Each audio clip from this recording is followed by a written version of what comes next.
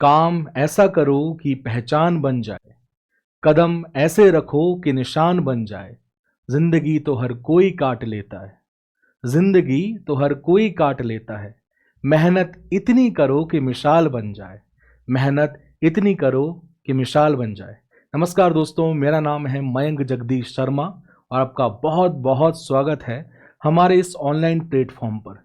दोस्तों, आज हम असिस्टेंट प्रोफेसर के दूसरे पेपर जो कि हिंदी साहित्य होगा उसके सिलेबस को डिकोड करने वाले हैं, उसके पाठ्यक्रम को जो है पोस्टमार्टम करने वाले हैं कि किस तरीके से हम इस सिलेबस को पढ़ें, इस पाठ्यक्रम को समझें कि आगे जो है समस्या जो आने वाली हैं इसको पढ़ते समय वो सारी खत्म हो जाए।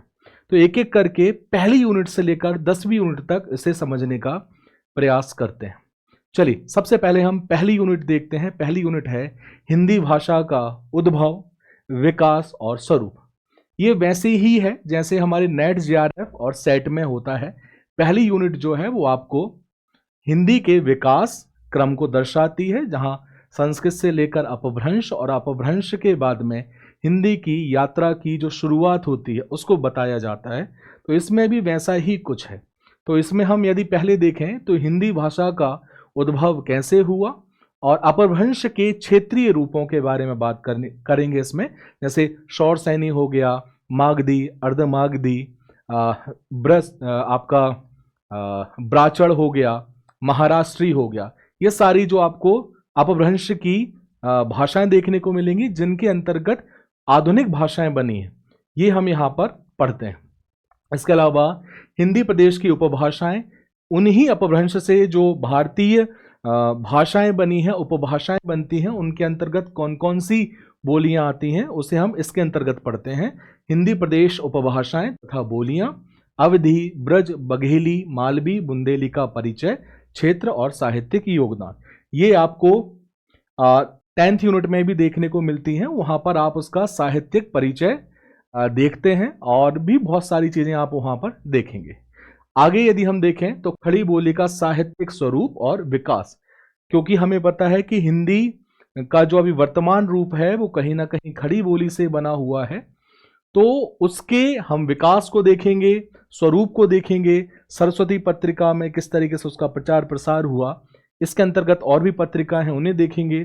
साहित्यिक पत्रिकाओं की भूमिका, खड़ी बोली को प्रचार प्रसार के लिए इसकी भूमिका क्या रही, उन्हें हम यहाँ पर देखेंगे। हिंदी के प्रचार प्रसार हेतु किए गए प्रयास एवं संस्थाओं की भूमिका।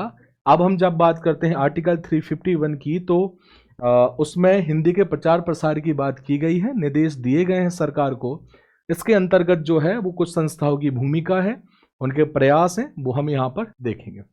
इसके बाद स्वतंत्रता आंदोलन में हिंदी की क्या भूमिका रही है और बाद में इसे हमारे संविधान में जोड़ा गया 343 से 351 तक, तो कहीं ना कहीं इसकी एक महत्वपूर्ण भूमिका रही है, उसे हम इनके अंतर्गत देखेंगे।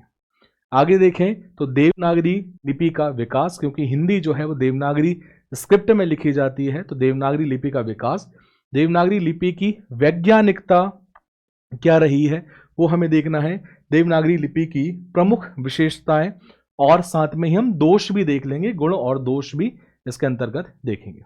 इसके बाद हम बात करें तो हमारी है इकाई नंबर 2। इकाई नंबर 2 में हम देखेंगे हिंदी भाषा के विविध रूप, जिसमें प्रयोजन मूलक हिंदी भी हम यहाँ पर देख लेंगे।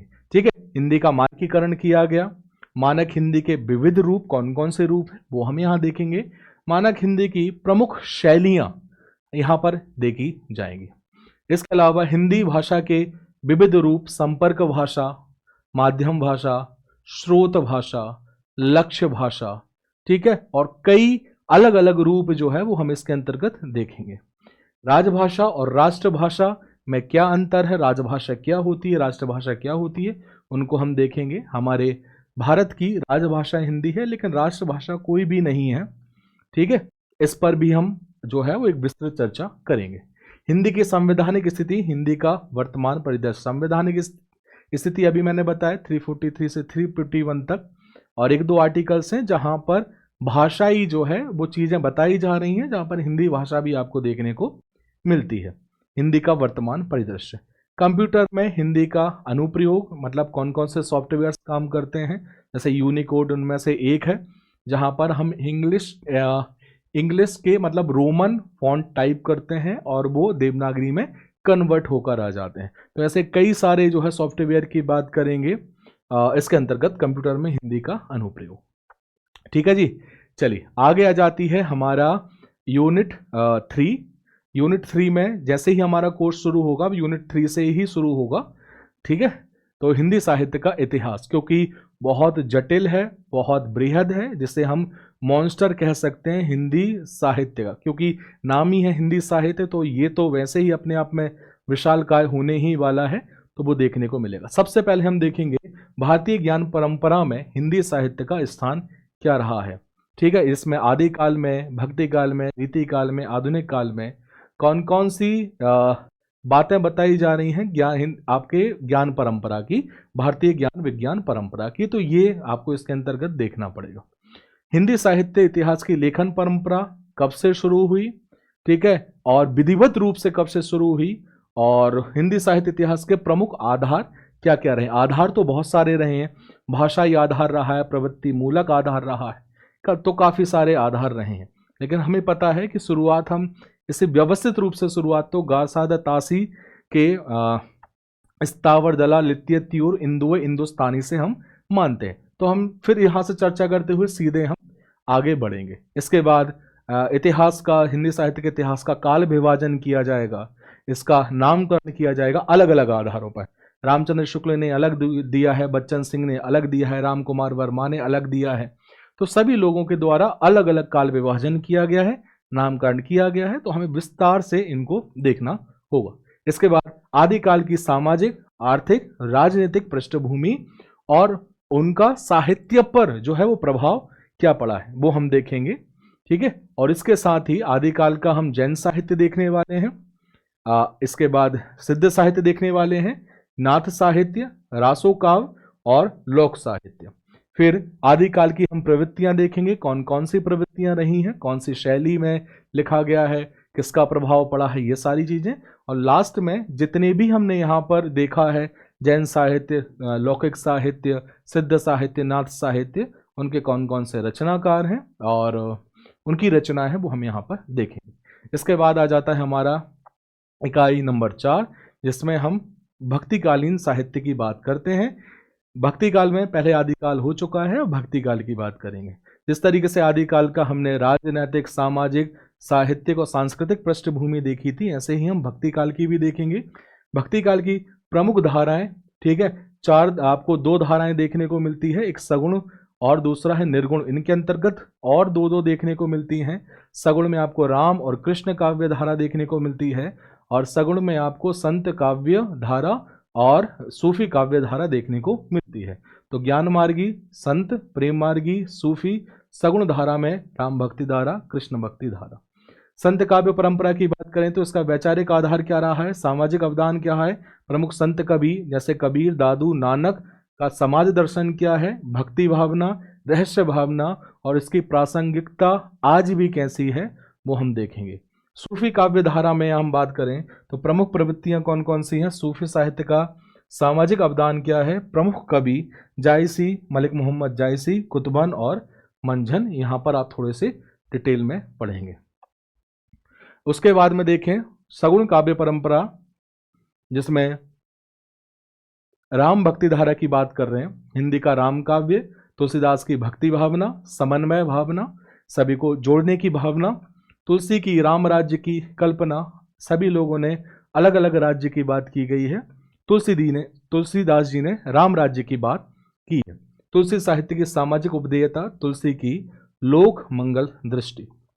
उसके बाद कृष्ण भक्ति धारा में इसकी प्रवृत्तियां, इसके प्रमुख कवि, गीति काव्य परंपरा, हिंदी कृष्ण काव्य, सूरदास की भक्ति भावना कैसी है, क्यों इन्होंने वात्सल्य वर्णन किया है, इन्होंने भक्ति वर्णन किया है, भ्रमर गीत, सार का महत्व, कृष्ण भक्ति धारा के विभिन्न संप्रदाय जैसे निम्बार्क, राधा वल्लभ, हरिदासी, पुष्टि मार्ग, इनके बारे में हमें चर्चा करनी होगी।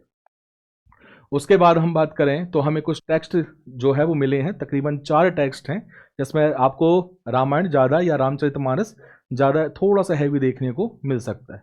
रचनाओं में जैसे कबीर ग्रंथावली की बात करें, आचार्य हजारी प्रसाद द्विवेदी, साखी पद संख्या 160 से 210 तक रहेगी।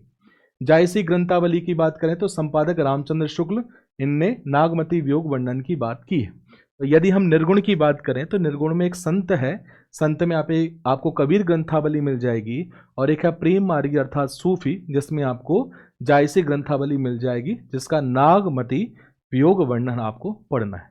उसके बाद हम आ जाते हैं राम काव्य पर। राम काव्य में आपको तुलसीदास, गोस्वामी तुलसीदास का रामचरितमानस मिलता है, जिसमें बालकांड, अयोध्या कांड, अरण्य कांड, किष्किंधा कांड पढ़ना है। लेकिन इसके अंतर्गत भी आपको थोड़ा बहुत ही, जैसे बालकांड में 1 से 15 तक दोहा क्रमांक पढ़ने हैं, इसके अंतर्गत आपको चौपाइयां और दोहा देखने हैं, जिसमें गुरु वंदना, संत वंदना, जीव वंदना, राम भक्तिमयी कविता की वंदना और नाम महिमा की बात की है। राम जपू राम जपू राम जपू बाप रे, बार बार राम नाम की महिमा के बारे में चर्चा की गई। अयोध्या कांड दोहा क्रमांक 296 से 316 तक श्री राम भरत का संवाद, चित्रकूट भ्रमण, श्री राम का भरत को पादुका देकर भरत की जो है वो विदाई की गई। इसके बाद अरण्य कांड दोहा क्रमांक 33 से 36 तक शबरी पर कृपा, नवदा भक्ति उपदेश। ये श्री राम का भरत पादुका जो है, इसका तो आपने कई सारे प्रवचन आदि में, भजनों में बहुत सुना होगा। वो एक आध कोई गाना है, राम भक्त ले चला रे राम की निशानी। तो राम भक्त यहाँ पर भरत जी हैं, वो राम की निशानी अर्थात पादुकाएं सर पर रखकर जो है वो वहां से गए और उन्होंने उन्हीं की पादुका रख के शासन चलाया। अरण्यकांड दोहा क्रमांक 33 से 36 शबरी पर कृपा, नवदा भक्ति उपदेश। किष्किंधा कांड दोहा क्रमांक 13 से 16 वर्षा ऋतु पर शरद ऋतु वर्णन किया गया। इसके बाद हम आगे देखें तो सुंदरकांड दोहा क्रमांक 39 से 49 तक विभीषण का भगवान राम की शरण में जाना, रावण का दूध भेजना, लक्ष्मण द्वारा रावण को पत्र भेजना। लंका कांड दोहा क्रमांक 10 से 12 तक मंदोदरी का रावण को समझाना, सुबेल पर्वत पर श्री राम और चंद्रोदय का जो वर्णन किया गया है उसके बारे में चर्चा करना। उत्तरकांड दोहा संख्या 19 से 24 तक राम राज्य का वर्णन, दोहा क्रमांक 120 से 126 तक गरुड़ जी के 7 प्रश्न और भजन महिमा। ठीक है, ये इसके अंतर्गत आ जाएगा। सीधा आप सूरदास जी पर आते हैं। सूरदास जी का भ्रमर गीत सार संपादक रामचंद्र शुक्ल हैं। पद संख्या 20 से 70 तक तकरीबन 50 पद आपको इसके अंतर्गत पढ़ना होगा। ठीक है, ये हो गया आपका इकाई नंबर 4। इकाई नंबर 5 पर आ जाते हैं। हिंदी साहित्य का रीतिकालीन साहित्य। पहला था आदिकाल, दूसरा था भक्तिकाल, तीसरा है रीतिकाल। रीतिकाल की सामाजिक, राजनीतिक, आर्थिक पृष्ठभूमि, रीति शब्द की व्याख्या अलग अलग लोगों के द्वारा अलग अलग की गई है, वो हमें इसमें देखना है। रीतिकाल की प्रवृत्तियां क्या रही हैं। रीतिकाल का मुक्तक एवं प्रबंध काव्य, जिसके अंतर्गत महाकाव्य और खंड काव्य हैं, वो कैसे क्या लिखे गए हैं, इनकी चर्चा हम इसमें करने वाले हैं। ठीक है, रीतिबद्ध काव्य धारा की प्रमुख प्रवृत्तियां एवं प्रमुख कवि, जिसके अंतर्गत केशव, चिंतामणि, पद्माकर और सेनापति मिलते हैं। ठीक है, रीति सिद्ध काव्य धारा के प्रमुख प्रवृत्तियां एवं प्रमुख कवि बिहारी जी मिलते हैं। ठीक है, रीति मुक्त काव्य धारा की प्रमुख प्रवृत्तियां एवं प्रमुख कवि, ठीक है, गणानंद आलम बोधा ठाकुर मिलते हैं। ठीक है, राष्ट्रीय चेतना के प्रमुख कवि जो है वो भूषण देखने को मिलते हैं। चलिए आगे बढ़ते हैं। रचनाएं देखें तो केशव की आपको केशवदास की रामचंद्रिका मिलती है, जिसमें अंगद रावण संवाद आपको पढ़ना है। बिहारी सतसई, जिसके संपादक जगन्नाथ दास रत्नाकर हैं। चयनित दोहा क्रमांक 1, 11, 19, 20, 21 और ये सारे के सारे 20 दोहे यहाँ पर दिए गए हैं, वो देखने हैं। घनानंद कवित्व संपादक विश्वनाथ प्रसाद मिश्र, प्रारंभिक के 25 पद दिए गए हैं और भूषण ग्रंथावली के संपादक जो कि आचार्य विश्वनाथ प्रसाद मिश्र हैं, आरंभिक 25 पद दिए गए। चलिए, ये टेक्स्ट लगा हुआ है। ठीक है, हिंदी साहित्य का आधुनिक काल। ध्यान रखिएगा, अभी हम जो है वो थोड़ा सा हो सकता है कि हम फास्ट भी जा रहे होंगे, अभी हम बाद में, अभी तो ये पूरा का पूरा सिलेबस का हम डिकोडिंग कर रहे हैं। इसके बाद में हम हर एक यूनिट का एक पोस्टमार्टम क्लास लेकर आएंगे, इसमें पहली यूनिट में क्या पढ़ना है, दूसरे में, तीसरे में, चौथे में, और वृहद चर्चा करेंगे। मतलब एक यूनिट पर हम कम से कम 20 मिनट इसमें स्पेंड करने वाले हैं। तो उसका जो है पूरा पोस्टमार्टम कर देंगे, कहाँ से कैसे किस टाइप के प्रश्न आते हैं ये तक मैं अभी बताऊंगा। ठीक है। इकाई नंबर 6 में हिंदी साहित्य का आधुनिक काल, इसको दो भागों में बांटा गया है, काव्य के आधार पर और गद्य के आधार पर। ठीक है। आधुनिक काल की सामाजिक, आर्थिक, राजनीतिक पृष्ठभूमि, भारतीय जागरण, भारतेंदु युग, प्रमुख प्रवृत्तियां, प्रमुख कवि और रचनाएं देखेंगे। इसके बाद में एक दूसरा युग आता है द्विवेदी युग, महावीर प्रसाद द्विवेदी के नाम से। युग की प्रवृत्तियां, प्रमुख कवि एवं रचनाएं देखेंगे। फिर छायाबुद्ध, छायावाद की प्रमुख प्रवृत्तियां, प्रमुख कवि एवं रचनाएं देखेंगे। राष्ट्रीय काव्यधारा एवं सीमांकन, नामकरण एवं परिवेश, इसकी प्रवृत्तियां और प्रमुख कवि देखेंगे। प्रगतिवाद, उदय के कारण, प्रमुख प्रवृत्तियां एवं कवि, प्रयोगवाद के प्रमुख प्रवृत्तियां एवं तार सप्तक के कौन कौन से प्रमुख कवि रहे हैं उन्हें हम यहाँ पर देखेंगे। नई कविता, समकालीन कविता की विशेषताएं, प्रमुख कवि और रचनाएं इसके अंतर्गत देखी जाएंगी। इकाई, अच्छा रचनाएं देखेंगे, टेक्स्ट भी लगा हुआ है। तो मैथिली शरण गुप्त का भारत भारती से अतीत खंड एवं साकेत का नवम सर्ग, जयशंकर प्रसाद का कामायनी से चिंता, श्रद्धा एवं इड़ा सर्ग, निराला की राम की शक्ति पूजा, बादल राग, जागो फिर एक बार, दिनकर की आपकी परशुराम की प्रतीक्षा, कुरुक्षेत्र का 7वां सर्ग, अज्ञेय का असाध्य वीणा, नदी के द्वीप, कविताएं केदारनाथ अग्रवाल, फूल नहीं रंग बोलते हैं, नागार्जुन का है बादल को घिरते देखा है, अकाल और उसके बाद कालिदास सच सच बतलाना, उसके बाद दुष्यंत कुमार साये में धूप, इनका गजल संग्रह है, और कुंवर नारायण का आत्मजयी ये काव्य। इसके बाद इकाई नंबर 7, ये पहले हमने पद्य का देखा, काव्य का, अब हम गद्य का देख रहे हैं। हिंदी साहित्य का आधुनिक गद्य, हिंदी गद्य का उद्भव और विकास, भारतेंदु युगीन गद्य की प्रवृत्तियां एवं प्रमुख रचनाकार, महावीर प्रसाद द्विवेदी एवं सरस्वती पत्रिका का हिंदी गद्य के विकास में क्या योगदान रहा है, इसके अंतर्गत देखेंगे। स्वतंत्रता पूर्व के हिंदी गद्य साहित्य एवं स्वतंत्रोत्तर हिंदी गद्य साहित्य की विभिन्न विधाओं का विकास देखेंगे। ठीक है। हिंदी उपन्यास का उद्भव और विकास सबसे पहले देखेंगे। इसमें कुछ टेक्स्ट लगा हुआ है जो कि है मुंशी प्रेमचंद का गोदान, ठीक है, अमृतलाल नागर का मानस का हंस, हजारी प्रसाद द्विवेदी जी का बाणभट्ट की आत्मकथा और जैनेन्द्र का त्याग पत्र। इसके बाद कहानी देखेंगे, कहानी का उद्भव और विकास देखेंगे। माधवराव सप्रे का टोकरी भर मिट्टी, चंद्रधर शर्मा गुलेरी का उसने कहा था, मुंशी प्रेमचंद का नशा, जयशंकर प्रसाद का पुरस्कार, ये देखने को मिलेगा। इसके बाद हम बात करें फणीश्वर नाथ रेणु की तीसरी कसम, निर्मल वर्मा का परिंदे, उषा प्रियमवदा का वापसी, कमलेश्वर का खोई हुई दिशाएं, शेखर जोशी का कोसी का घटबार और रंगेय राघव का गद। इसके बाद अगला है आपका नाटक होगा शायद, हाँ, हिंदी नाटक आलोचना का स्वरूप, प्रकार, प्रबंध, निबंधकार, प्रमुख नाटककार, प्रमुख आलोचक देखेंगे। इसमें निबंध की बात करें तो सरदार पूर्ण सिंह का आचरण की सभ्यता, बाबू गुलाब राय का मेरी असफलताएं, आचार्य रामचंद्र शुक्ल का करुणा, हजारी प्रसाद द्विवेदी का देवदारू, मुक्तिबोध का एक लंबी कविता का अंत, आचार्य विद्या निवास मिश्र का मेरे राम का मुकुट भीग रहा है। इसके बाद आलोचना, तो आलोचना की श्री रामचंद्र शुक्ल आपको मिलते हैं जिनकी आलोचना बहुत प्रसिद्ध है, आलोचना पद्धति देखेंगे। नंद दुलारे वाजपेयी की आलोचना पद्धति देखेंगे। हजारी प्रसाद द्विवेदी की आलोचना पद्धति देखेंगे और अंत में डॉक्टर नगेंद्र जी की हम आलोचना पद्धति देखेंगे। इसके बाद नाटक की बात करें तो भारतेंदु हरिश्चंद्र का अंधेरी नगरी, जयशंकर प्रसाद का चंद्रगुप्त, मोहन राकेश का लहरों के राजहंस, धर्मवीर भारती का अंधा युग, जगदीश चंद्र माथुर का पूर्णांक।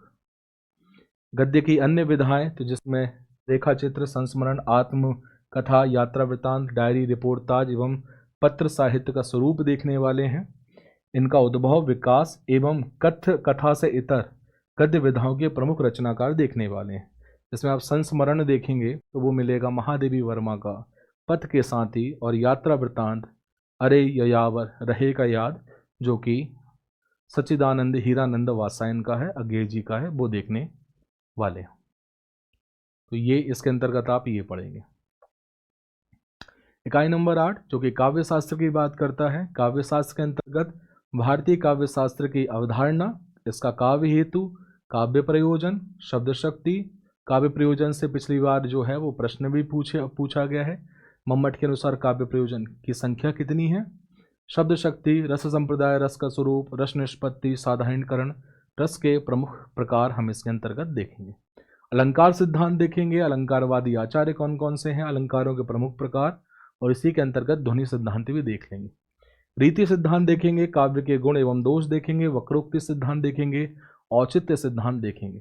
इसके बाद हम पाश्चात्य पर आएंगे। पाश्चात्य में काव्य सिद्धांत, प्लेटो का काव्य सिद्धांत देखेंगे, अरस्तु का अनुकरण एवं विरेचन सिद्धांत देखेंगे, लॉन्जाइनस का उदात्त सिद्धांत देखेंगे, विलियम का काव्य भाषा सिद्धांत देखेंगे, कॉलरिज का कल्पना सिद्धांत देखेंगे, और टी.एस. एलियट का परंपरा सिद्धांत और नैर्व्यक्तिकता का सिद्धांत देखेंगे।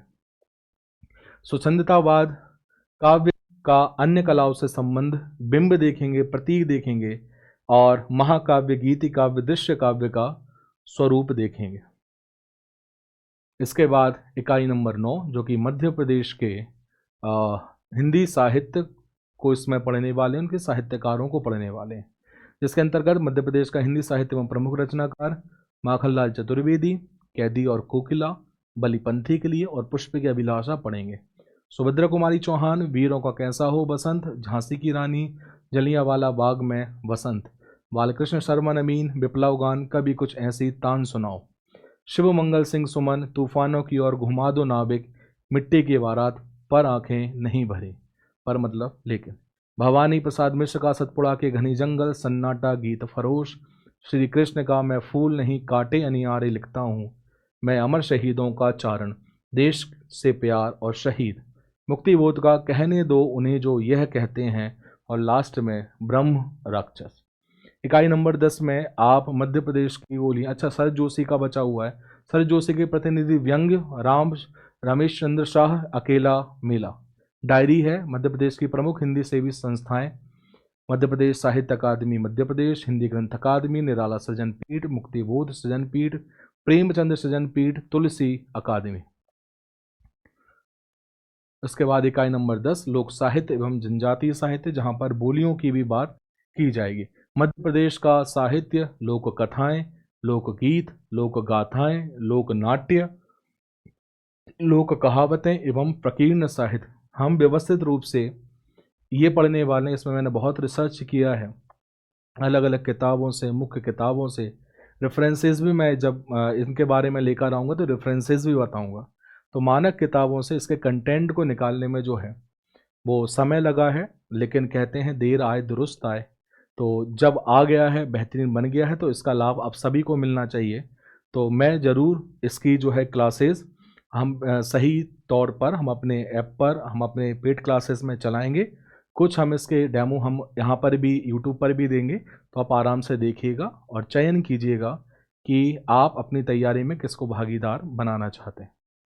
मालवा का लोक साहित्य प्रमुख कवि और रचनाएं, ऐसे ही निवाड़ी का लोक साहित्य प्रमुख कवि और रचनाएं, बुंदेलखंड का लोक साहित्य रचनाएं, और बघेलखंड का लोक साहित्य प्रमुख कवि और रचनाएं। लोक कलाओं में संरक्षण शासकीय संस्थाओं की भूमिका क्या रहेगी, जनजातीय साहित्य के संरक्षण संवर्धन में शासकीय संस्थाओं की भूमिका क्या रहेगी, ये 10th यूनिट के अंतर्गत है। जैसा कि मैंने बताया, मैं प्रत्येक एक यूनिट और लेकर आऊँगा, जिसका अपन पूरी तरीके से पोस्टमार्टम करेंगे। हो सकता है थोड़ा सा हम फास्ट जा रहे हों, लेकिन फिर उनमें हम कम से कम 20 से 25 मिनट स्पेंड करेंगे और आराम से एक यूनिट को समझेंगे। ठीक है, चलिए। इसके अलावा एक टेलीग्राम चैनल और है मयंक सर हिंदी के नाम से, तो आप इसे स्कैन कर या फिर टाइप करके टेलीग्राम पर मयंक सर हिंदी के नाम से है, आप उसको ज्वाइन कर सकते हैं।